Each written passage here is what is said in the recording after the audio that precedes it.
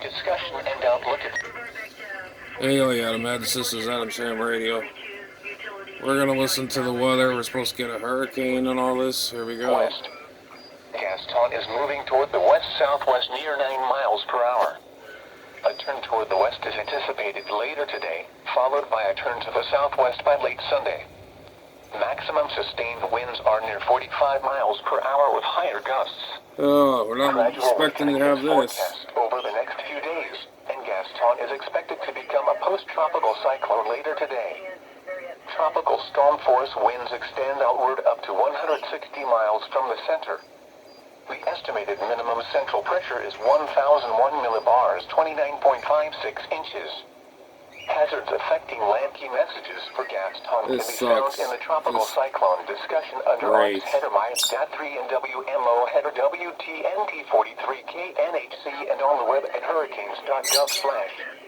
Text MIAS.3.SHTML.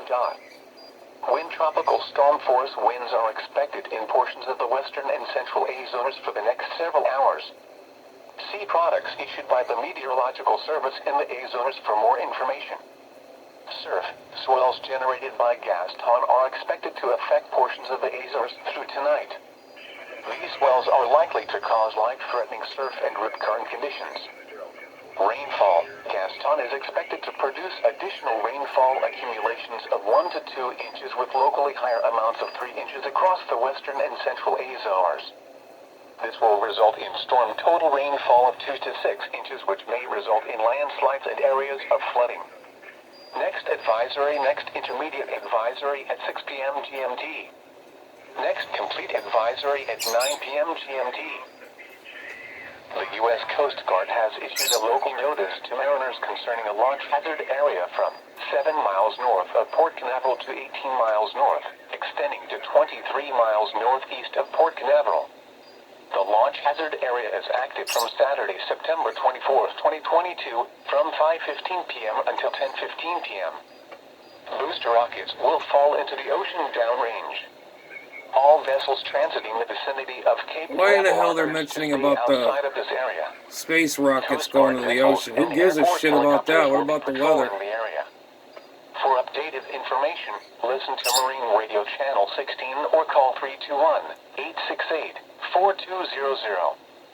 This concludes the U.S. Space Force Launch Hazard Area message. Who the hell cares? The latest tropical cyclone advisory at 11 a.m. Eastern Daylight Time. The center of Tropical Storm Ian was located near latitude 14.4 north, longitude 75.2 west. Ian is moving toward the west near 15 miles per hour, and this general motion is expected to continue through tonight. A turn toward the northwest is forecast on Sunday, followed by a north-northwestward turn on Monday and a northward motion on Tuesday. Yeah, we're supposed to get her on Tuesday, this frickin' crap, this hurricane. To move across the central Caribbean Sea today, pass southwest of Jamaica on Sunday, and pass near or over the Cayman Islands Sunday night and early Monday. Ian will then approach western Cuba late Monday and emerge over the southeastern Gulf of Mexico on Tuesday. Maximum sustained winds remain near 45 miles per hour with higher gusts. Significant strengthening is forecast during the next few days. Ian is expected to become a hurricane late Sunday or Sunday night and could be at or near major hurricane strength late Monday when it approaches western Cuba. Tropical storm force winds extend outward up to 60 miles from the center. The estimated minimum central pressure is 1,003 millibars, 29.62 inches based on NOAA Hurricane Hunter drop-down data. The latest tropical cyclone advisory, Bulletin Tropical Storm Hermine Advisory Number 5 National Weather Service National Hurricane Center Miami, Florida Al 102022 2 p.m. CVT Saturday, September 24, 2022. Heavy rains expected to continue across the Canary Islands during the next day or two. Summary of 2 p.m. CVT. Information location 20.8 and 20.8 W about 390 Michigan. North and northeast of the Cabo Verde Islands. Maximum sustained winds 40 miles per hour. Per hour present movement, north or 360 degrees at 8 miles per hour. Per hour minimum central pressure, 1,002 millibars, 29.59 inches. Watches and warnings. There are no coastal watches or warnings in effect. discussion and outlook at 2 p.m. CVT. The center of Tropical Storm Hermine was located near latitude 20.8 north, longitude 20.8 west. Hermine is moving toward the north near 8 miles per hour, and this motion is expected to continue during the next day or two. After the time, a turn toward the northwest is expected. Maximum sustained winds remain near 40 miles per hour with higher gusts. Weakening is forecast, and Hermine is expected to become a remnant low in a day or two. Tropical storm force winds extend outward up to 45 miles from the center. The estimated minimum central pressure is 1,002 millibars, 29.59 inches.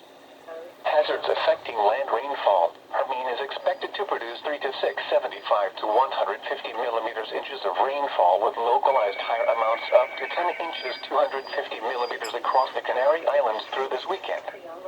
This rainfall may cause some flash flooding in areas of higher terrain. Next complete advisory at 8 p.m. CVT. Tropical weather outlook. Issued at 7:47 a.m. Eastern Daylight Time. For the North Atlantic, Caribbean Sea, and the Gulf of Mexico, active systems, the National Hurricane Center is issuing advisories on post-tropical cyclone Fiona, currently in the Gulf of St. Lawrence, on Tropical Storm Gaston, located near the Central Azores, on Tropical Storm Ian, located over the Central Caribbean Sea, and on Tropical Storm Hermine, located over the far eastern Atlantic. Central tropical Atlantic showers and thunderstorms remain disorganized in association with a broad area of low pressure located several hundred miles west-southwest of the Cabo Verde Islands. Despite unfavorable upper-level winds, some slow development of this system is possible over the next several days while it drifts northwestward or northward over the central tropical Atlantic. Formation chance through 48 hours, low, 20%. Formation chance through 5 days, low, 30%. Serving Melbourne and vicinity, this is NOAA Weather Radio Station WXJ7. There we are, coming up. The National Weather Service. This broadcast comes to you from the National Weather Service office in Melbourne, Florida, on a frequency of 162.55 megahertz.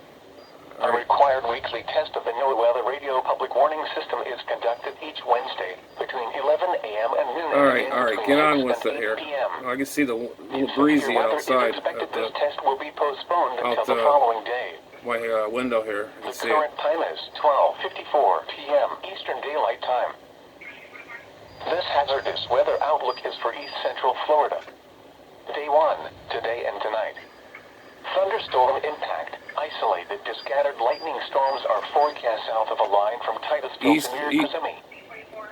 East of Florida. I'm in the southeast. I don't know. Looks like we might get a head on. I don't know. I hope not. A weak frontal boundary over the Treasure Coast will induce low-level convergence and deep moisture will pool along it. This boundary will advance northward slightly tonight with a threat for lightning storms extending northward through North Brevard County. Primary threats will be occasional lightning strikes, along with briefly gusty winds. Oh, I'm in the Brevard County too, so.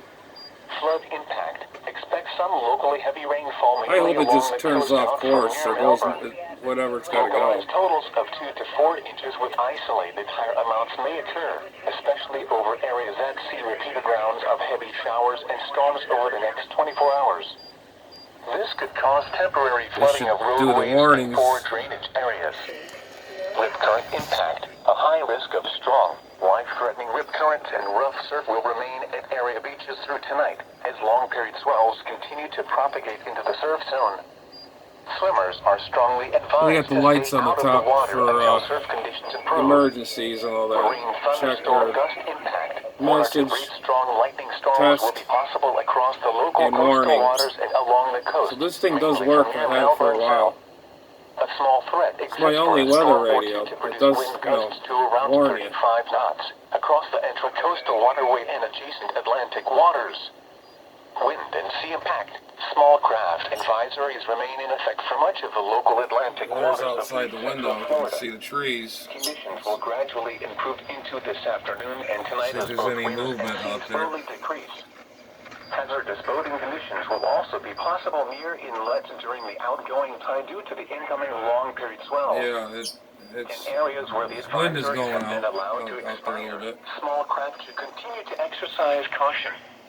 River flood impact. The St. John's River at Astor is forecast to remain in minor flood stage through early next week.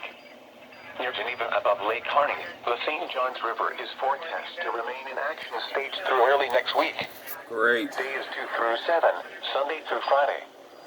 Deep moisture But anyways, spreading northward guys, into pray early for us. next week will allow for Got Adam scattered to Sam north Radio, shower and all lightning the Adam storm heads out development there, each pray afternoon for and us. early Hopefully evening. we won't get this Any storm. repeated rounds of storms or persistent I rain hope not. bands will lead to the potential for local heavy Anyways, rainfall of 2 to 4 7-3, we'll inches. catch you on the next one. This will continue the threat for temporary flooding.